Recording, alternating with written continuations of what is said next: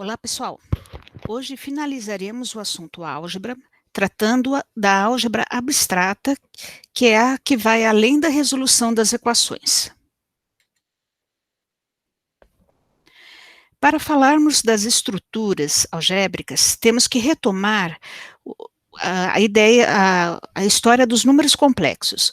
Já vimos que no período do Renascimento, eles começaram a ser discutidos pela questão da resolução das equações. Com o tempo, esses números vão se mostrando necessários para a resolução de uma porção de equações, mesmo as de segundo grau. Assim, esse conceito exige um estudo sistemático e aprofundado que vai se tornar, mais tarde, uma teoria algébrica. A primeira tentativa de legitimação dos números complexos foi dada via uma interpretação geométrica por John Wallis em sua obra Álgebra, publicada em 1613, onde ele discute a impossibilidade da existência de quantidades imaginárias e as compara com a questão da existência das quantidades negativas. O termo real e imaginário foram empregados pela primeira vez por René Descartes em 1637.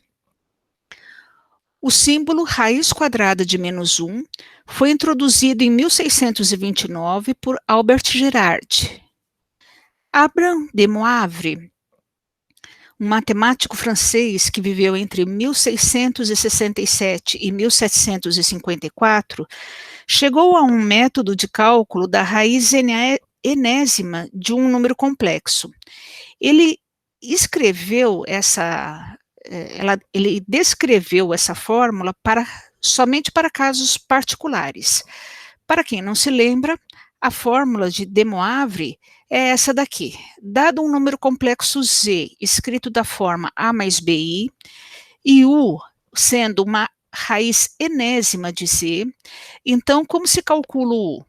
U é a raiz quadrada do módulo do número complexo Z, vezes cosseno de θ mais 2kπ sobre n, mais I vezes seno de θ mais 2kπ sobre n. O Euler demonstrou o caso geral da fórmula de De Moivre, estendendo a sua validade para o caso de n ser qualquer número real. O símbolo I foi usado pela primeira vez para representar a raiz quadrada de -1 por Euler em 1777. Só que ele apareceu impresso somente pela primeira vez num livro de Euler de 1794. E só se tornou amplamente aceito somente com o seu uso por Gauss em 1801. A expressão complexo, número complexo, foi introduzida por Gauss em 1832. A história dos números complexos tem a ver, então, com resolução de equações, assim como outras questões relacionadas à resolução de equações são importantes na álgebra. Por exemplo, a resolução por radicais. Ela se tornou um problema central da álgebra, especialmente a partir do século XIV. O fato de se ter uma fórmula para resolver uma equação que tenha muitas raízes de determinado grau, pode às vezes ser útil, mas às vezes nem tanto, do ponto de vista prático. Basta lembrarmos a fórmula de Cardano-Tartaglia do século XIV. Para quem não se lembra dessa fórmula, eu recomendo que reveja a aula do assunto números, parte 4. Percebemos que, salvo alguns casos particulares em que os coeficientes são bem simples, a aplicação da fórmula de Cardano-Tartaglia implica em calcular raízes quadradas e raízes cúbicas, que certamente só poderão ser calculadas por meios de aproximação. E se é para ser aproximada, existem métodos de cálculo numérico de aproximação de raízes muito melhores e mais simples de serem aplicados. Então, a resolução de equações por meio de radicais nem sempre é uma coisa muito simples. Agora, além disso, a fórmula de De Moivre que eu acabei de falar e a posterior generalização de Euler mostra que se uma equação pode ser resolvida mediante operações algébricas e radicais, então suas soluções ou serão números complexos ou então números reais. E isso mostra que não há necessidade de ampliação de novos campos numéricos. Então, quer dizer, além dos números complexos, você não vai precisar mais de nenhum tipo de número para a resolução de equações. Então, aí, sabendo quais são os números complexos, reais e imaginários, isso já seria suficiente para resolver uma equação polinomial de qualquer grau. Bom, então, a partir daí, parecia natural se provar que uma equação de polinomial de grau n sempre tem exatamente n raízes. Além disso, havia a questão de fatorar um polinômio. Será que todo polinômio com coeficientes reais poderia ser fatorado em fatores lineares ou quadráticos, também com fatores reais? Para essa questão, foram dadas as contribuições de Leibniz, Nicolas Bernoulli e Goldbach. Euler dá um direcionamento a esse problema, mostrando que a questão da fatoração de um polinômio fica reduzida a provar a existência de raízes, uma vez que o resto é uma consequência elementar. Esse resultado é hoje conhecido como o teorema fundamental da álgebra. O teorema fundamental da álgebra tem, então, esse enunciado aqui. Todo polinômio com coeficientes reais admite pelo menos uma raiz complexa. Entretanto, a demonstração desse teorema sempre foi um desafio. Houve tentativas de demonstração dadas por D'Alembert, Euler e Lagrange, mas a demonstração definitiva mesmo foi dada apenas por Gauss, em 1799, em sua tese de doutoramento. E, além disso, ao longo da sua vida, o Gauss deu mais outras 3 demonstrações ao teorema fundamental da álgebra.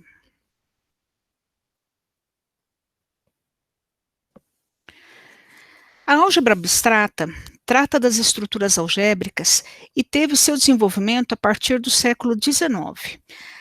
Porém, antes disso, já temos indícios desse conceito.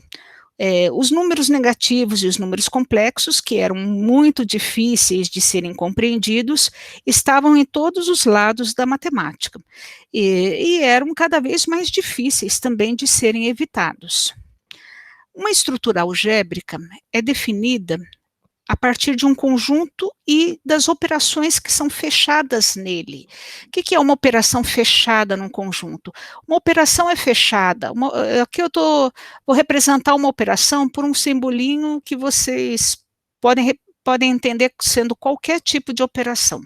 Então, uma operação é fechada num conjunto E se, dado um elemento desse conjunto A, e o outro elemento desse conjunto B, o resultado da operação entre A e B vai ser um outro elemento desse conjunto C.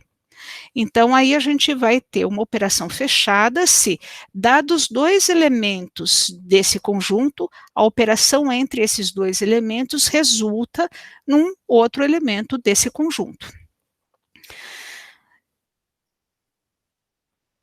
Então, uma estrutura algébrica é definida por uma operação fechada, pelas operações que são fechadas nele. A estrutura é caracterizada pelos axiomas e teoremas que são satisfeitos por essa operação dentro desse conjunto.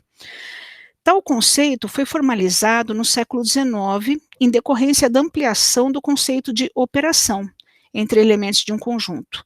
Não interessa a natureza dos elementos, e sim a natureza das operações que são válidas entre esses elementos, isto é, as propriedades válidas para essa operação. Por exemplo, uma operação asterisco, aí eu estou representando uma operação pelo símbolo asterisco, ela poderia ter como propriedades a propriedade associativa, ou comutativa, ou elemento neutro, ou elemento oposto, ou a propriedade distributiva, ou alguma outra propriedade definida. O que seria associativa? Bom, o enunciado da propriedade associativa é exatamente isso daqui.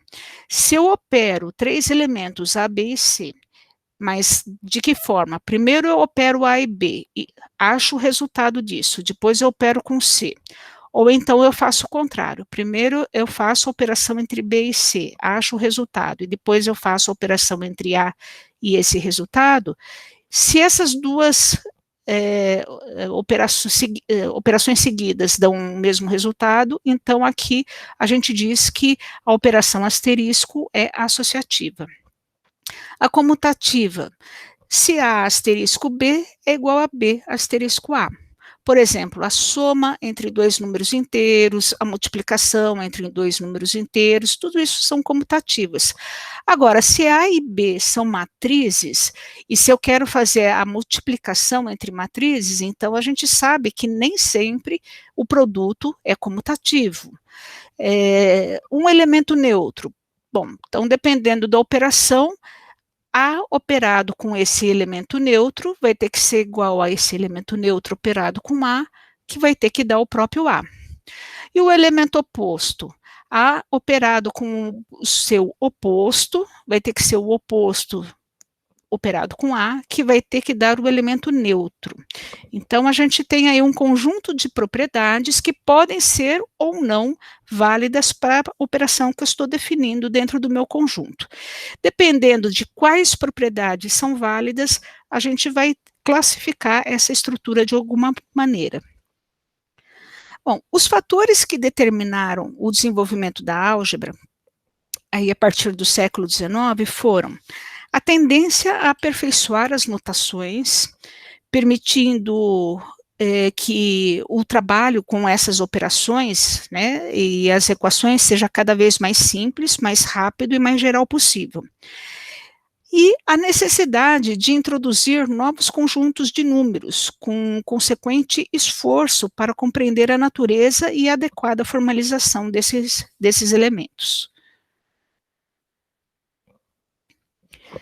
Vocês se lembram daquela disputa que eu já falei para vocês em aulas passadas sobre a primazia do cálculo que ocorreu entre o Newton e o Leibniz no século XVII? Uma das consequências dessa disputa foi que as comunidades matemáticas do continente europeu e da Inglaterra ficaram separadas em lados opostos. Enquanto no continente europeu os matemáticos apoiavam Leibniz, os da Inglaterra apoiavam Newton e usavam somente as notações e as noções de Newton no cálculo. Só que essas notações e noções de Newton eram mais complicadas e menos eficazes para realizar as operações. Então, o cálculo na Inglaterra ficou muito mais difícil, mais complicado e de desenvolvimento mais lento que o cálculo no continente europeu. Então, aí havia uma necessidade de uma reforma. Assim, em 1815, alguns matemáticos da Universidade de Cambridge, como Charles Babbage, George Peacock e John Herschel, fundaram uma sociedade chamada Analytical Society, uma sociedade cuja finalidade era reformar as notações do cálculo diferencial integral, adotando as notações em uso no continente. Porém, a grande contribuição dessa sociedade acabou sendo mesmo repensar e discutir os fundamentos da álgebra, fornecendo uma axiomática para essa teoria.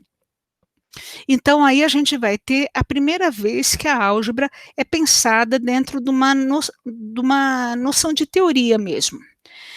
Em 1830, Peacock vai escrever um livro chamado Tratado na Álgebra, onde ele tenta dar a essa disciplina uma estrutura lógica comparável à dada às geometrias nos elementos de Euclides, isto é, representá-la como um desenvolvimento abstrato das consequências de um certo conjunto de postulados. Essa obra, depois, mais tarde, foi ampliada em 1845, dando um ponto de vista mais moderno para a álgebra abstrata. Outro que contribuiu muito nesse sentido foi Augusto de Morgan, um matemático inglês que viveu entre 1806 e 1871, que publica Trigonometrie em Double Algebra, em 1830, introduzindo símbolos das operações sem uma significação pré-estabelecida. Então, mais ou menos isso que eu falei. Por exemplo, o que seria a operação asterisco? Seria uma multiplicação, uma adição? Ela não precisa ser nada disso. Ela pode ser uma operação totalmente fictícia. Ela não tem um significado prévio. Então, aí, nesse sentido, a álgebra ganha muito em abstração. Então, Augusto de Morgan foi o primeiro a colocar tanto os elementos de conjuntos como as operações sem significados. O que importa realmente é a forma, né, que a estrutura algébrica dá. Peacock e De Morgan vão dar, então, um ponto de vista abstrato da álgebra. É dizer, os símbolos não necessariamente vão representar números, e as operações não necessariamente são operações aritméticas, como adição, subtração, multiplicação, divisão. Então, aí a gente vai ter um ponto de vista bem abstrato, só que eles cometeram ainda o equívoco de se basear nos axiomas da aritmética. Então, os primeiros postulados ou axiomas que nós temos aí para essas publicações, nessas publicações de álgebra, eles são praticamente os axiomas da aritmética que foram redefinidos dentro de outros termos. Então, aqui a gente ainda não tem a separação total entre aritmética e álgebra. Outro matemático de muita importância aqui é o Sir William Owen Hamilton, que é um matemático britânico que viveu entre 1805 e 1865, que vai dar a visão da álgebra como ciência.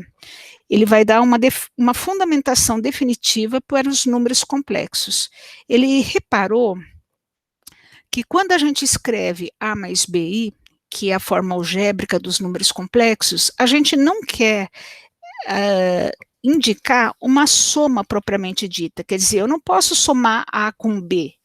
Então, quando eu escrevo A mais BI, eu estou me referindo mesmo a um par de números e não a uma soma entre números. Então, eu posso representar A mais BI como um par ordenado de números. Daí, essa notação que a gente usa hoje em dia, né, como pares ordenados. E aí ele vai definir, né, as operações entre números complexos como sendo operações entre pares ordenados. Então, o número complexo AB somado com o número complexo CD vai resultar no número complexo A mais B, C mais D. A multiplicação entre dois números complexos, AB e CD, vai resultar num outro número complexo dado por AC menos BD, AD mais BC. Olha esse exemplo aqui, eu estou multiplicando dois números complexos e o resultado é esse daqui, né? Vocês podem conferir esse resultado fazendo a distributiva entre A mais BI vezes C mais DI. Então, vocês vão reparar que vai dar justamente isso. Então, vejam que aqui tem pouquíssima semelhança com uma multiplicação comum. Então, aí a importância de você definir multiplicação, a expressão multiplicação, sem ter uma vinculação muito forte com multiplicação entre dois números naturais, por exemplo. Então, sem ter uma vinculação com aritmética. A notação de pares ordenados permite trabalhar com vetores no plano. Essa vai ser a ideia básica dos quatérnios, a ideia dos vetores. Do mesmo modo que a gente trabalha no plano, a gente pode trabalhar então com ternas ordenadas no espaço. E aí a gente pode então trabalhar com vetores no espaço, o que nos leva mais tarde à ideia dos quaternos. Então Hamilton é conhecido por introduzir essa noção na álgebra, a noção de quaternos, né? Então aqui eu estou trabalhando não com um par ordenado, nem com uma terna ordenada, mas sim com uma quadra ordenada, né? Então aqui a generalização disso é uma ênupla ordenada, tá? Então a álgebra dos quaternos é uma descoberta importante aqui do Hamilton, né, que a álgebra dos quaternos é uma álgebra não comutativa. E isso nos abre as possibilidades de novas álgebras. Tá? Além de tudo, o Hamilton foi o responsável por introduzir os termos vetor, versor, tensor e escalar. Os quaternos deram origem ao cálculo vetorial, que foi depois desenvolvido por Gibbs e Heaviside. Outros matemáticos ingleses aqui. A ideia de grupo de permutações vai ser trabalhada pelo matemático francês Évariste Galois, que viveu entre 1811 e 1832. Ele só viveu durante 20 anos, ele morreu com 20 anos, né? O Galois, ele determinou as condições necessárias e suficientes para que um polinômio pudesse ter raízes reais. O Galois era um jovem impetuoso, com fortes tendências políticas republicanas, vivendo numa França que era ainda monárquica. Ele foi reprovado várias vezes em exames de admissão das escolas de mais prestígio da época, pelo fato de pensar muito à frente do seu tempo e ser incompreendido pelos seus examinadores. Ele, além de tudo, envolveu-se sentimentalmente com uma moça já comprometida, era noiva de algum outro rapaz, e ele foi desafiado em um duelo pelo noivo da moça. Esse duelo era com armas de fogo e ele não tinha nenhuma habilidade com armas de fogo. Então ele morreu nesse duelo. E dizem que ele passou a noite anterior à sua morte redigindo uma carta ao amigo para que fosse publicado, né, todo o seu estudo sobre esse estudo que eu acabei de falar para vocês, aí, né, sobre as condições necessárias e suficientes para um polinômio ter raízes reais. É nesse estudo que vai ser indicado a ideia de grupo de permutações. Então, essa publicação ela não foi feita de imediato, ela foi feita só anos depois, mas o que é importante é que o Galois, não teve tempo de organizar os seus resultados adequadamente. Então, a formulação da sua teoria foi publicada só em 1846, pois até então era um estudo que tinha muitas lacunas, ideias eram difíceis, não estava um estudo organizado para uma publicação de fato, né? Bom, a ideia de grupo abstrato mesmo vai ser dada apenas com Arthur Cayley, um matemático inglês que viveu entre 1821 e 1895, e ele fez uma publicação em 1854. Pouco tempo depois, o Cayley vai também introduzir o conceito de matriz, em 1855, através do seu estudo de invariantes sobre transformações lineares. O Cayley ele não vai falar de matrizes a partir dos quaternos. Na sua publicação, ele mesmo vai falar assim, olha, eu certamente não cheguei à noção de matriz de forma alguma através dos quaternos. Foi diretamente dos determinantes, ou como uma forma conveniente de expressar as equações x1 igual a x mais by, y1 igual a cx mais dy.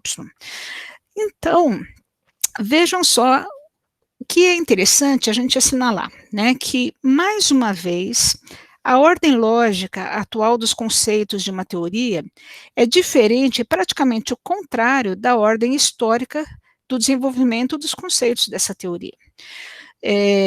Vocês lembram que desde o período antigo eu falo que os mesopotâmios, os egípcios e os gregos resolvem sistemas de equações lineares, né? Então, os sistemas de equações lineares eram conhecidos, estudados e resolvidos desde o período da antiguidade.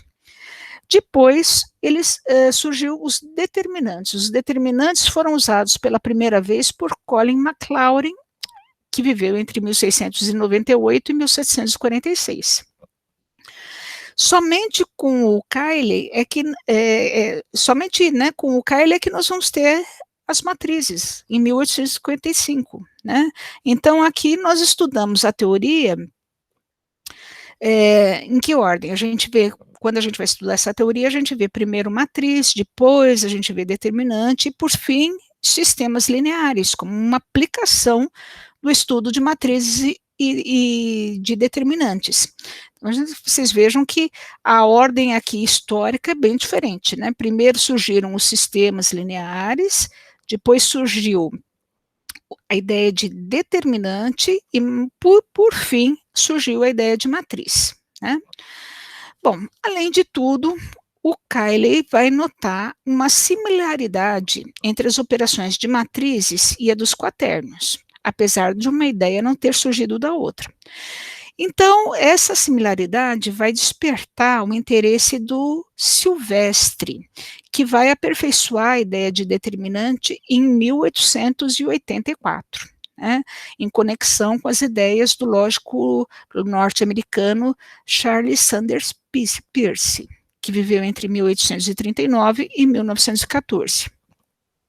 Esses resultados foram aperfeiçoados por outros matemáticos da época, por exemplo, Kronecker, Grassmann e muitos outros.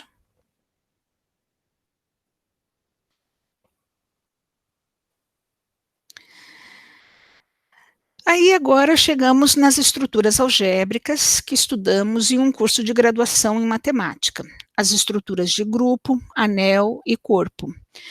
Tais estruturas são então conjuntos definidos pelas operações que são fechadas neles, operações algébricas, né, e as suas propriedades, e não exatamente pelos significados dos seus elementos.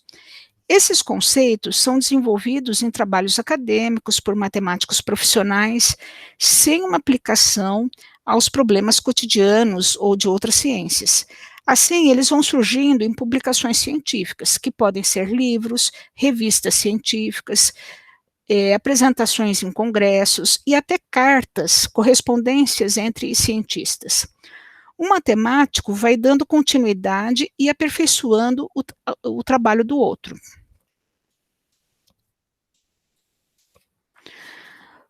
Um estudo iniciado por Lagrange,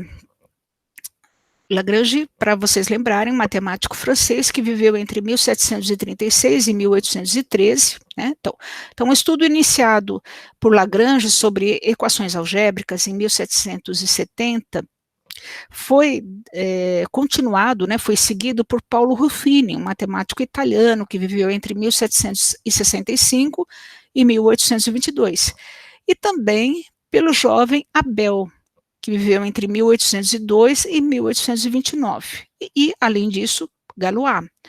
Então, esses estudos aqui vão dar origem ao conceito de grupo de permutações. O conceito de anel foi iniciado por Leopoldo Kronecker, né, um matemático alemão que viveu no século XIX, até o finalzinho do século XIX, e outro alemão, David Hilbert, que também viveu no século XIX e no século XX. O conceito de corpo foi estudado por vários matemáticos. Gauss, que vai estudar a ideia de congruência, que tem a ver com o corpo. Galois, que vai estudar a ideia de domínios de racionalidade. Dirichlet, Kummer e Dedekind.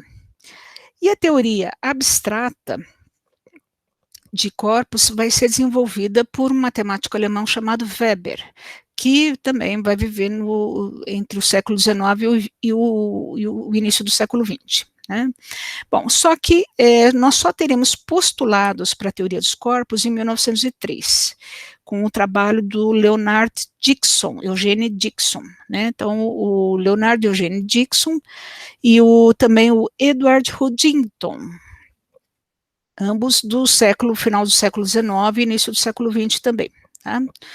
Bom, mais estudos que foram importantíssimos nesse desenvolvimento do Steinitz e da M. Nader, né, uma mulher aqui norte-americana, matemática, muito importante o trabalho dela, tá? Foi publicado em 1929, tá?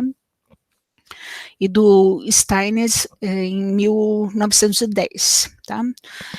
Bom, notem que até aqui já estamos no século XX, e a partir daqui, uma visão panorâmica da história da álgebra ainda está por ser escrita. Então, a gente vai, a partir do início do século XX, a partir de 1930, praticamente, a gente vai ter uma sequência de matemáticos, uma sequência enorme de matemáticos, cada um dando a sua contribuição para o desenvolvimento da álgebra. A álgebra é uma das teorias, uma das áreas da matemática mais avançadas em termos de desenvolvimento. Bom, para terminarmos, aqui eu coloquei uma bibliografia que foi consultada para desenvolver essas 3 aulas relacionadas à álgebra. Alguns desses livros vocês já devem conhecer, outros estão disponíveis na internet, que é um artigo da revista do professor de matemática, né, um artigo antiguinho, de 1988, que fala sobre o método de Viette para resolução de equações do segundo grau. Ele está disponível na internet. História da matemática, que faz parte da nossa bibliografia. Conceitos fundamentais da matemática, que também faz parte da nossa bibliografia, e vocês receberam em PDF o livro todo. Esse livro, O que é Matemática, é muito interessante esse livro, nós temos lá na nossa biblioteca vários volumes, esse livro aqui é bem importante, aí, é bom que vocês consultem quando puderem. Esse texto, Breve História da Álgebra Abstrata, é um livrinho, né, de apenas 60 páginas, está disponível na internet e é muito interessante, porque vai contar justamente essa parte histórica da álgebra abstrata.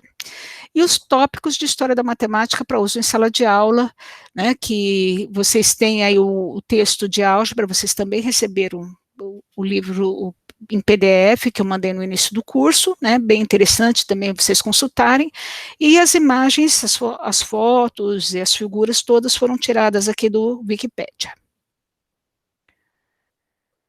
Agora que você já assistiu à aula, acesse o link do formulário do Google para marcar a sua presença até 7 dias após a data e o horário correspondente à aula. O link e a data com o horário máximo estão no mesmo e-mail enviado com essa aula. Caso tenha problemas no preenchimento do formulário, por favor, entre em contato pelo e-mail da disciplina. Até a próxima!